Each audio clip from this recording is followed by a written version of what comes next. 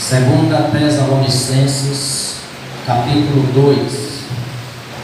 Filipenses, Colossenses, Tessalonicenses, Coríntios, Gálatas, Efésios, Filipenses, Colossenses, Tessalonicenses. Capítulo 2, a partir do versículo 13. Capítulo 2, a partir do versículo 13.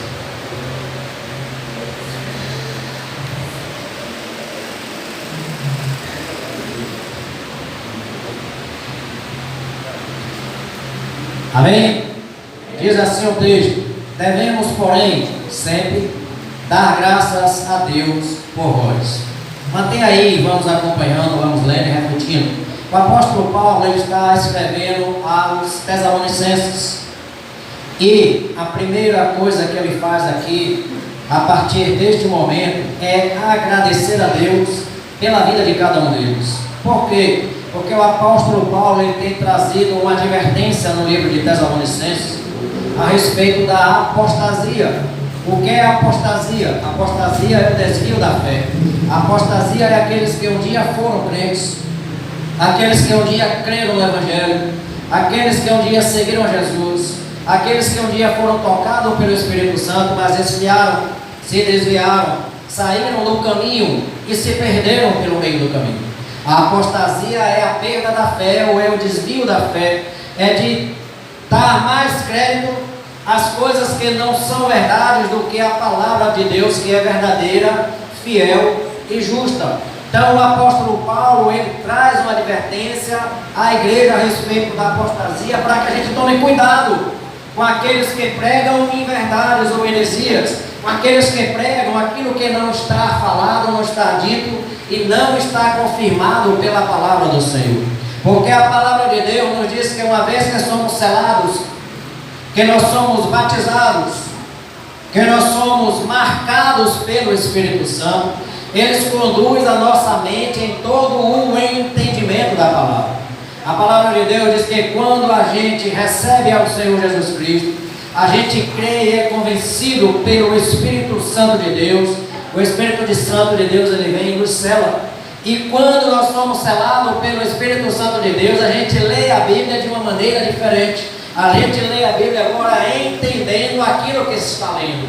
A gente lê a Bíblia porque o Espírito Santo, ele revela o oculto e o escondido, o que está por trás das letras, porque além daquilo que Deus está falando na sua palavra, na sua letra, Ele tem muito mais coisas a revelar, que são segredos ocultos, e esses segredos ocultos só é dado aos filhos. Esses segredos ocultos só é dado àqueles que têm intimidade com Deus, que andam com Deus, acompanham a Deus, seguem a Deus e são fiéis a Deus.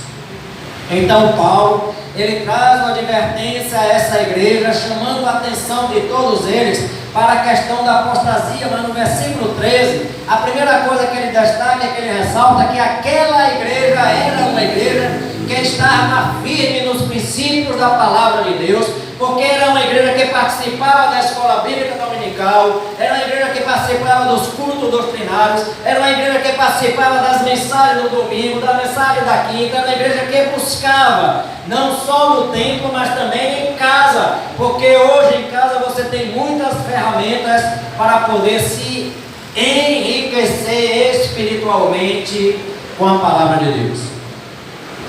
Você pode abrir o YouTube, você pode abrir o Facebook, você pode ver no Instagram, você pode ver em várias ferramentas que a mensagem do Senhor e o Evangelho do Senhor está sendo pregado a todo mundo e a todas as criaturas, ou seja, todo mundo hoje no mundo tem acesso ao Evangelho. Ninguém pode dizer, ou ninguém pode negar, ou ninguém pode trazer uma desculpa de quando chegar na presença de Deus e Deus dizer: não vos conheço, apartai-vos de mim para o fogo eterno.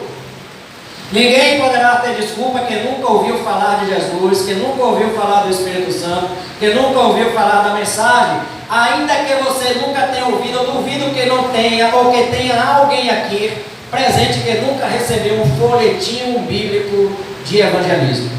Todos nós recebemos, e tenho certeza, se você não recebeu, você ouviu numa rádio, se não ouviu na rádio, você ouviu na televisão. Se você não ouviu na televisão, você ouviu passando por uma rua, porque hoje o que nos impressiona é que você ouve louvores nas lojas.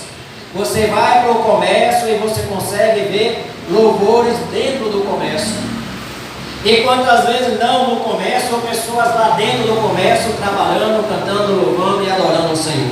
Então não há desculpas para dizer que o Evangelho não chegou até nós para que houvesse arrependimento.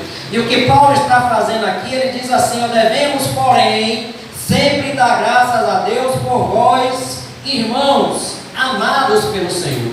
Então o que ele destaca é que aqueles que estão firmes em Deus, eles estão firmes em Deus porque Deus os firmou, porque eles são amados de Deus, eles são amados do Senhor, porque pelo grande amor com que Jesus nos amou, Ele morreu ali na cruz, Ele se sacrificou para que por meio da morte dele nós tivéssemos vida, e vida eterna, e vida em abundância. Portanto, Paulo fala, devemos, ou seja, o que é que ele está querendo dizer para cada um de vocês, que aqui presente está, que nós devemos ser gratos a Deus todos os dias, por Ele ter nos alcançado e por Ele ter alcançado os nossos, por Ele ter alcançado a gente, ter alcançado os nossos, ter alcançado o nosso vizinho, o nosso primo, a nossa parentela, os nossos amigos, os nossos conhecidos. O que é que Paulo está dizendo? Que todos os dias nós devemos orar, interceder e agradecer a Deus, porque é Deus quem resgata o homem das trevas e coloca ele em posição de luz.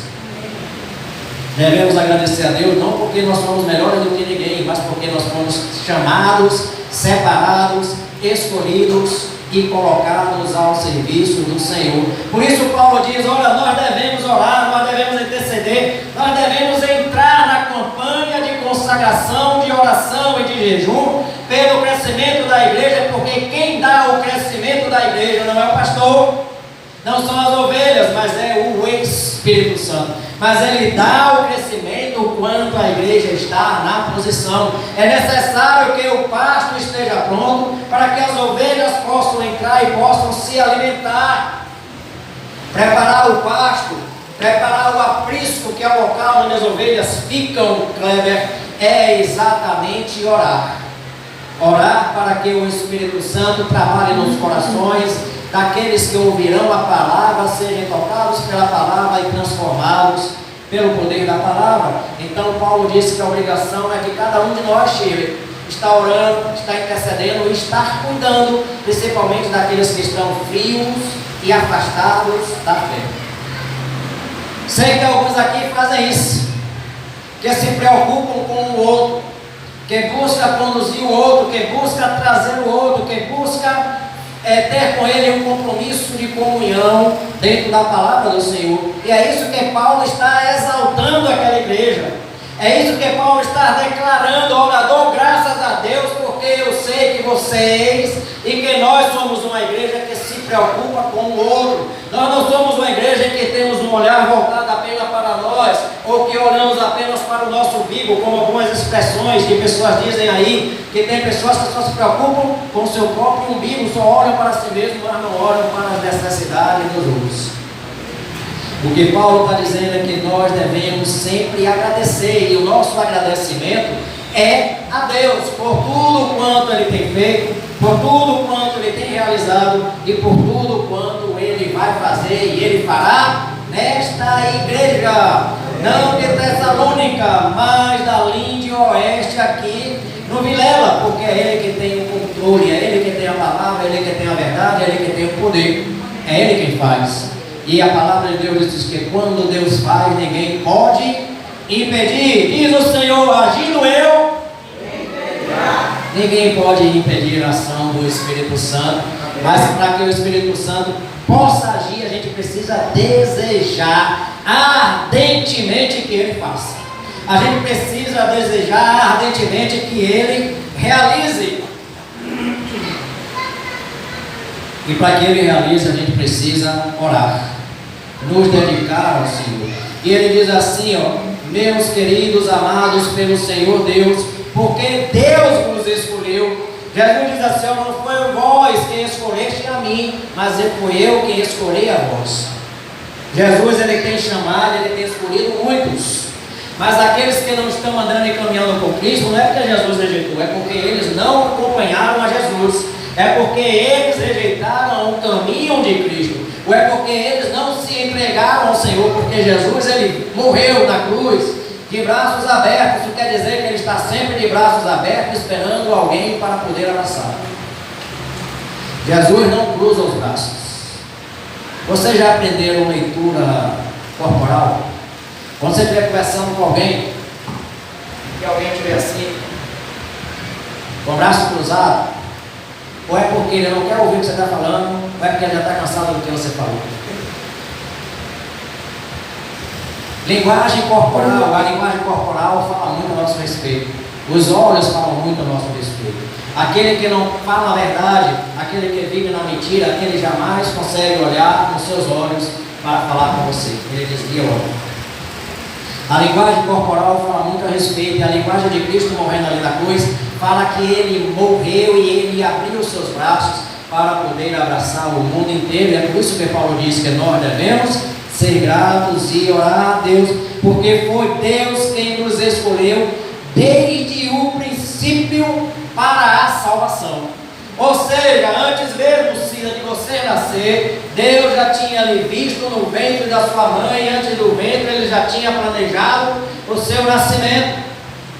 Ele já tinha lhe designado como líder da MCM. Ele falou, essa aqui um dia vai ser líder da MCM, porque ela vai ser bênção naquela igreja. Ele prepara tudo antes de acontecer, desde o princípio da nossa existência, porque Deus é antes do princípio, porque Ele é eterno. A palavra vai dizer que Ele nos preparou, nos escolheu, desde o princípio, para quê? Para a salvação. A palavra do Senhor vai nos dizer que Deus não tem prazer na morte do ímpio, nem na morte daquele que está no mundo, vivendo no mundo. Antes eu espero que ele se converta dos seus pecados e viva, assim diz o Senhor. Então esse primeiro versículo de 2 Tessalonicenses 13, ele vai dizer assim: devemos, porém, sempre, ou seja, já levante, já acorde, gritando nos seus lábios, obrigado Jesus pela noite de sono que o Senhor me deu. Obrigado Jesus pelo travesseiro onde coloquei a minha cabeça, o cobertor onde me enrolei, pela água que pôde matar a minha sede, o alimento que saciou a minha fome, a roupa que cobre o meu corpo. Obrigado Jesus. Já acorde agradecendo. Eu geralmente acordo agradecendo a Deus pelo dia anterior, pelo dia presente e pelo dia de amanhã. Eu já agradeço pelo aquilo que ainda vou conquistar, porque tudo que eu vou conquistar está na dependência do Senhor. Por isso ele está dizendo, devemos, porém, sempre dar graças a Deus. Não deixe para agradecer a Deus quando você conquista ou obtém a vitória. Agradeça antes, isso é fé. A palavra de Deus vai dizer assim: aquele que pedir algo com fé, crendo que recebeu, já recebeu. Ou seja, você ainda não recebeu materialmente, mas espiritualmente já é seu. É por isso que quando você agradece, você está declarando que está tomando posse daquilo que você pediu, que você creu e que você já recebeu. E aí aquilo se materializa no mundo físico, porque tudo acontece primeiro no mundo espiritual, para depois ter existência no mundo físico. E disse Deus, haja, e as coisas vieram a ser, e as coisas vieram a acontecer. Por isso ele diz, é nosso dever, é nossa obrigação sempre dar graças a Deus por tudo quanto o Senhor tem nos dado, nos proporcionado, e principalmente pela vida de cada pessoa que é salva. O irmão Henrique chegou ali e pegou aqueles evangelhos de Marcos, porque qual é o alvo e o objetivo dele? É evangelizar. O homem que é chamado ao evangelismo não perde tempo, porque todo tempo é oportunidade para se levar a palavra de Deus. E se não há tempo de permanecer ou caminhar junto com aqueles que você evangeliza, você deixa a palavra na mão dele, para que por meio daquela palavra ele possa ser santificado, salvo, restaurado e curado. Devemos, porém, sempre dar graças a Deus por vós. Quando você orar, dê graças a Deus pelo irmão que está ao seu lado, por aqueles que estão na sua rua, pelos seus vizinhos. Ah, mas eu tenho uns complicados, mas dê graças por ele, porque Deus trabalha na vida deles. Deus cura, Deus mostra, Deus transforma, Deus restaura. Ah, mas tem uns que incomodam, que eu não aguento, que eu não suporto, mas desgraça pela vida dele, porque o Espírito Santo pode mudar toda e qualquer situação. A palavra de Deus nos diz lá em Tiago que a nossa boca deve ser sempre boca de bênção. Profira bênçãos sobre quem pode ser muitas vezes maldição na sua vida, porque a bênção vai alcançar ele e a maldição vai ser anulada. Devemos, porém, sempre dar graças a Deus por vós, irmãos, amados pelo Senhor. Porque Paulo diz isso? Porque nós, quando agradecemos a Deus, por causa do amor de Deus, por causa do outro, é porque sabemos que o outro é nosso irmão. E ser irmão é maior intimidade do que qualquer outra coisa, até do que amigo. E não obstante, a Bíblia diz que tem amigos que são mais chegados do que irmão. Mas a palavra está dizendo que quando nós nos tornamos irmãos em Cristo, sabe por quê? Porque você faz parte de uma mesma família, porque você carrega a genética daquela família, você carrega o sangue daquela família, você carrega as características daquela família, por isso você é irmão, você é parente. E quando a gente se entrega a Cristo, nós passamos a carregar as características de Cristo em nós, e por isso nós somos irmãos. Nós passamos a carregar o sangue de Jesus em nossas veias, e por isso nós somos irmãos. O mesmo sangue de Cristo que circula na corrente sanguínea de Henrique é o mesmo sangue de Cristo que circula na corrente sanguínea da irmã Maria de Lourdes. É o mesmo sangue que circula na corrente sanguínea de Rose. É o mesmo sangue que circula na corrente sanguínea de todos nós. Por isso nós fomos feitos irmãos em Cristo, porque a Bíblia vai dizer que Ele tem o poder de nos fazer, Jesus Cristo, pelo seu sangue Heráclito, tem o poder de nos fazer filhos de Deus. Se antes éramos apenas pessoas amigas ou conhecidas ou distantes, agora nós somos pessoas próximas. Agora nós fazemos parte da mesma família do Senhor. Mas ele diz assim que esse agradecimento a Deus pelo fato de sermos amados pelo Senhor e pelo fato de nos tornarmos irmãos pelo Senhor, é para a graça da nossa salvação. E essa graça de salvação que em nós é formada e que é gerada, ela é confirmada pela santificação do Espírito Santo e pela palavra de Deus. Olha o que diz o versículo: devemos, porém, sempre dar graças a Deus por vós, irmãos, amados pelo Senhor. Isso significa aqui que ninguém é mais amado de Deus do que o outro. Todos nós somos amados de Deus na mesma proporção, na mesma quantidade. Assim como Deus ama você que não fala mentira, que não faz engano, Deus também ama o pecador. Amados pelo Senhor, porque Deus vos escolheu desde o princípio para a salvação. Por meio de quê? Pela santificação do Espírito e na fé. Como é que a gente obtém a nossa salvação? Por meio do Espírito Santo. E como é que a gente mantém a nossa salvação? Por meio da fé na palavra.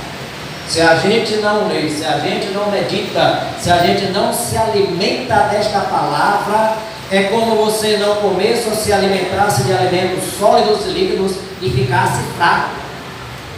Quando a gente não se alimenta, a gente sente fraqueza no corpo, tremedeiras, alguns sentem até tonteiras, outros têm até, vamos dizer, ensaios de desmaio porque não comeu e não se alimentou.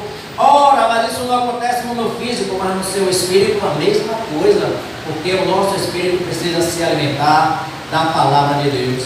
Ele diz que nós mantemos a nossa santificação, a nossa salvação pela santificação. E o que é a santificação?